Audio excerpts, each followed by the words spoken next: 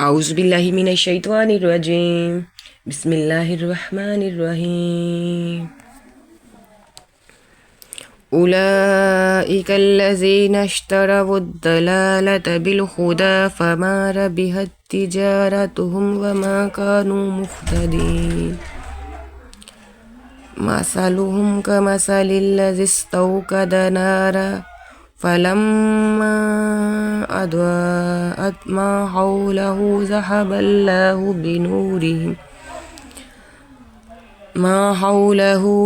الله بنورهم وتركهم في ظلمات لا يبصرون. صم بكم عمي فهم لا يرجعون.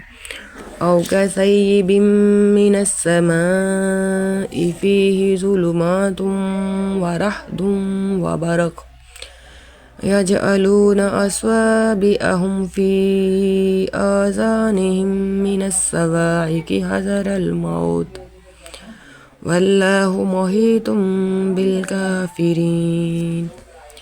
يكاد البرق يخطف أبصارهم كلما أضاء لهم مشوا فيه وإذا أظلم عليهم قاموا ولو شاء الله لذهب بسمعهم وأبصارهم إن الله على كل شيء قدير. يا أيها الناس اعبدوا ربكم الذي خلقكم والذين من قبلكم لعلكم تتقون.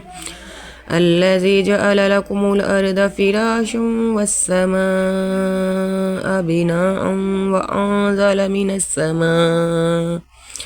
وأنزل من السماء ماء فأخرج به من الثمرات رزقا لكم فلا تجعلوا لله أندادا وأنتم تعلمون. وإن كنتم في ريب مما نزلنا على عبدنا فاهتوا بسورة من مثله وادعوا شهداءكم من دون الله إن كنتم صادقين. فإن لم تفعلوا ولن تفعلوا فاتقوا النار التي وقودها الناس والحجارة أعدت للكافرين.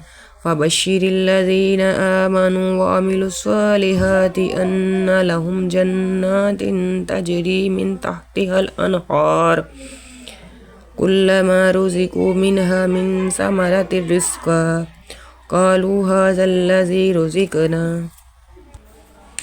من قبل وأوتوا به متشابها ولهم فيها أزواج مطهرة وهم فيها خالدون. إن الله لا يستحيي أن يضرب مثلا ما بعوضة فما فوقها فأما الذين آمنوا فيعلمون أنه الحق من ربهم وأما الذين كفروا فيقولون ماذا أراد الله بهذا مثلا يضل به كثيرا ويهدي به كثيرا وما يضل به إلا الفاسقين الذين ينقضون عهد الله من بعد ميثاقه ويقطعون ما أمر الله به أن يوصل ويفسدون في الأرض أولئك هم الخاسرون. كيف تكفرون بالله وكنتم أمواتا فأحياكم ثم يميتكم ثم يحييكم كنتم أمواتا فأحياكم ثم يميتكم ثم يحييكم ثم إليه ترجعون.